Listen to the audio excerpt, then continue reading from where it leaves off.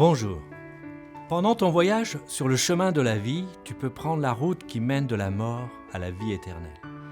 La mort, c'est quelque chose qui n'épargne personne. C'est quelque chose d'impersonnel, de froid et tellement définitif. Nous pouvons parler de la mort d'un rêve, de la mort d'un espoir ou de la mort d'une relation ou celle d'une personne. Toutes ces morts sont très douloureuses, même si elles le sont à des niveaux différents. Il existe une autre mort qui est la mort spirituelle.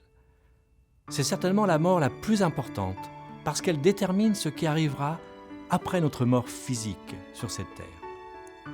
L'endroit où tu passeras l'éternité est déterminé par ce que tu auras fait ici-bas sur cette terre.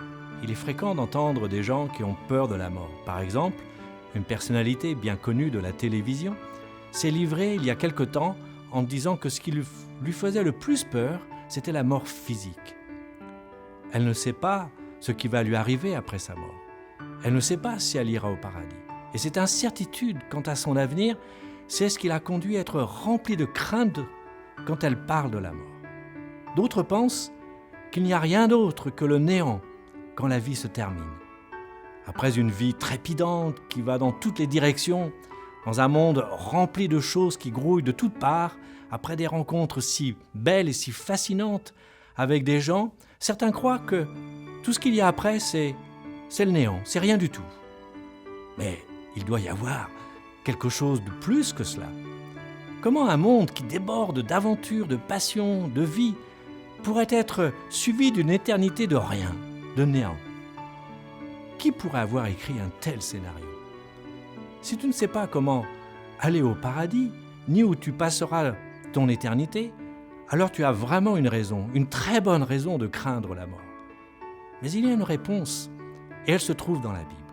La Bible nous dit qu'il existe un chemin vers le ciel, et que ce chemin, c'est celui de croire dans le nom du Seigneur Jésus-Christ. Croire, c'est davantage que reconnaître simplement que Jésus est le Fils de Dieu. C'est lui donner tout le contrôle de notre vie, de notre cœur, de notre âme et de notre force. Tu vois, Jésus-Christ est venu sur la terre il y a plus de 2000 ans pour nous montrer comment avoir accès à Dieu vers le Père. Dieu est un être parfait et il n'y a aucun péché en lui. La Bible nous dit que la condamnation pour tous ceux qui ont péché, c'est la mort. La mort signifie être entièrement, éternellement séparé d'avec Dieu. Comme toute l'humanité a péché et que personne ne peut atteindre la perfection de Dieu, comment donc pourrions-nous établir cette relation avec lui? Qui pourrait payer le prix de notre péché? Eh bien vois-tu, Dieu nous aime, toi et moi, de manière si forte qu'il a donné son Fils unique, afin de payer ce prix à notre place en mourant sur la croix. Mais, vois-tu, l'histoire ne s'arrête pas là.